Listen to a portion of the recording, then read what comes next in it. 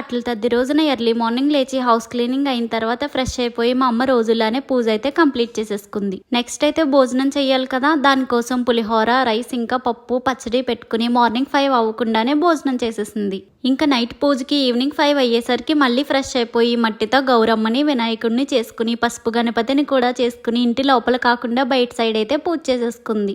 ఈ పూజ వీలు కుదిరిన వాళ్ళైతే కాలువ దగ్గరికి వెళ్ళి అక్కడ బ్రాహ్మణులు చెప్పే అట్ల తద్ది కథ విని గంగ పూజ కూడా చేసుకుంటారు. అమ్మకి అలా కుదరక ఇంటి బయటే పూజ చేసుకుని అట్ల తద్ది కథ విని అప్పుడు బకెట్లో వాటర్ పట్టేసి అందులో గౌరమ్మని వినాయకుడిని కలిపేసింది.